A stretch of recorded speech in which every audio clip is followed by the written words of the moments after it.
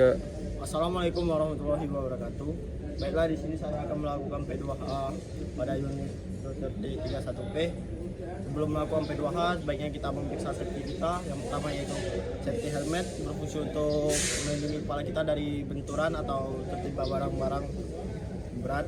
Yang kedua yaitu safety glove, untuk melindungi tangan kita dari biar agar tangan kita nggak lecet atau gimana. Yang ketiga safety shoes, agar melindungi kaki kita dari tertimpa barang dan lain sebagainya yang dapat melukai kaki. Sebelum melakukan P2H, sebaiknya kita melakukan pemasangan nutup pada unit D31P. Di sini kita akan memasang di bagian elektrikalnya. Ini kita cek, kita pasang di bagian ini harus segera agar operator tahu bahwa unit ini sedang dilakukan P2H, agar engine juga tidak ini hidup. Pengecekan kebersihannya. Dan Baiklah, jangan lupa untuk lanjut kita akan melakukan P2H alatnya, unitnya.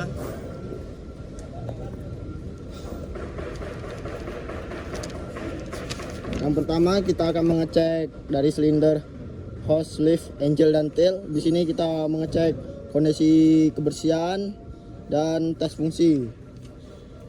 Yang pertama yaitu mengetes kondisi kebersihannya, yaitu di sini termasuk bersih, tidak ada oli-oli yang bocor dari hose-nya, dari connectingnya ini nggak ada yang kebocoran, dan bagian rootnya ini nggak ada baret yang menyebabkan oli bocor. Lanjut kedua ke silinder hidrolik bagian angel. Di sini juga sama, tidak ada terdapat oli yang menetes, dan bagian rootnya ini juga bagus, tidak ada oli yang rembes. Lanjut ke tiga yaitu silinder tail. Di sini juga sama, tidak ada oli yang bocor, dan bagian silindernya juga tidak baret sehingga oli tidak akan rembes. Lanjut yang kedua yaitu mengecek bagian engine, baterai dan radiator. Sehubung di sini pada unit ini baterainya udah hilang, kita akan mengecek bagian engine, radiator dan baterai. Sehubung yang pertama ya kita akan mengecek radiator. Di sini kita buka bagian capnya dan kita lihat di sini ada, jika airnya kurang atau tidak ini mencukupi batas, jadi kita akan menambahnya. Jika lebih kita drain. Dan yang ini kita akan mengecek bagian level safety reservoir. Jika tidak ada, di sini tidak ada. Jadi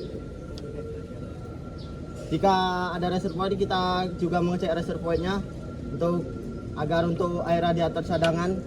Jika air radiator di bagian sini habis, dia akan menghisap bagian dari reservoir.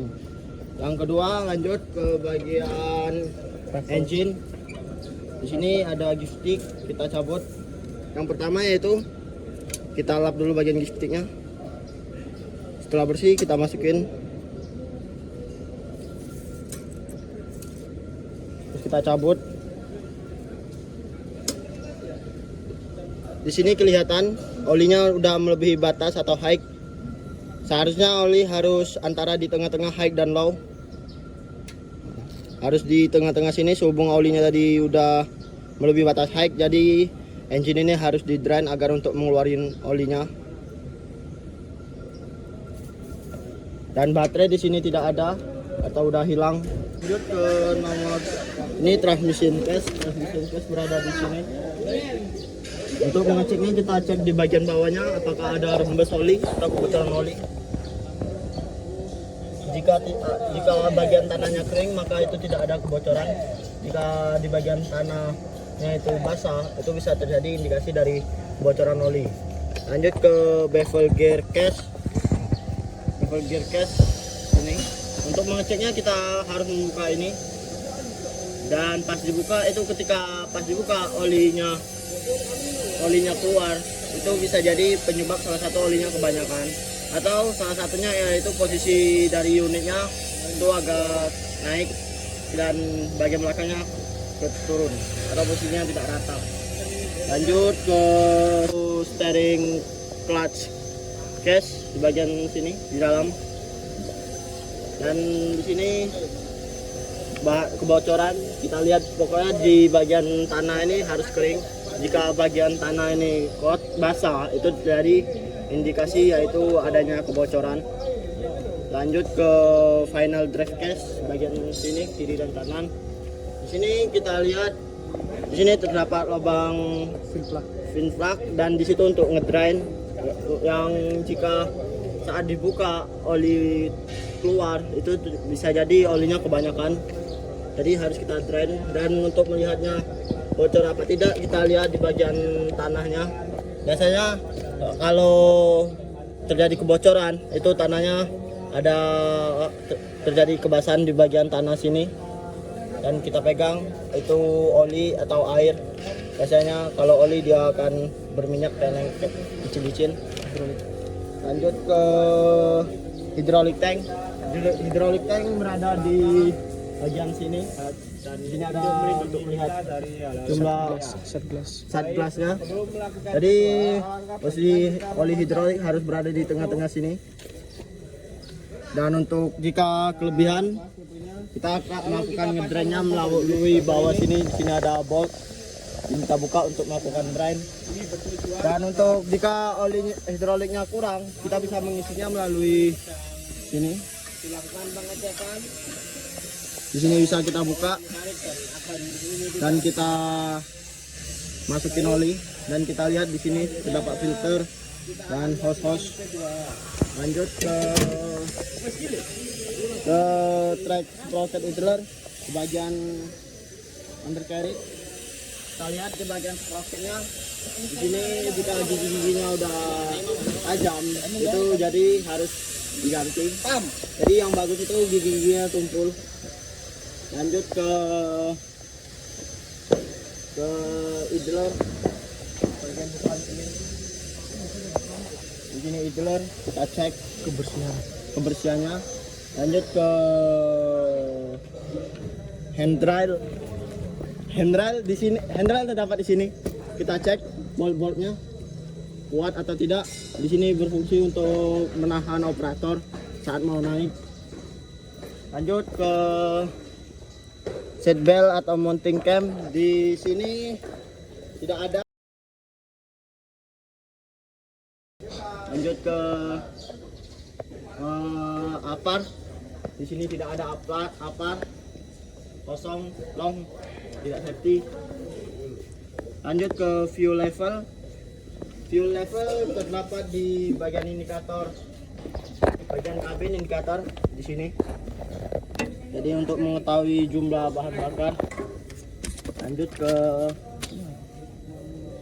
dan fuel cap. Fuel cap berada di sini. Di sini.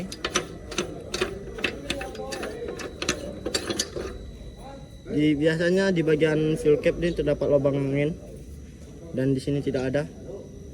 Jadi sebaiknya kita bolongin, tapi nanti kena marah orang. Lanjut ke transmission oil. Di sini terdapat 3 transmission oil, bevel gear, final drive. Ini kita cek untuk transmission oilnya.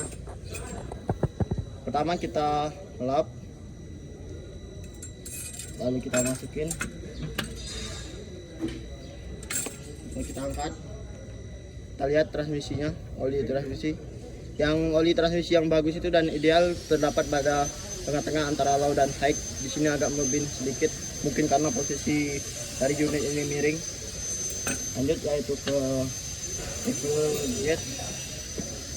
Sini yang pertama kita lap, kita masukin, kita angkat.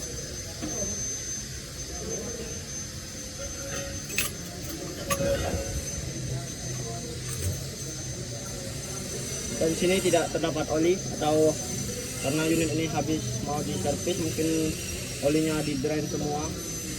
Lanjut ke final drive.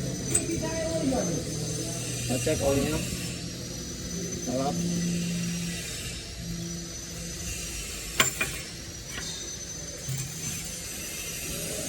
Dan juga sama kosong. Lanjut ke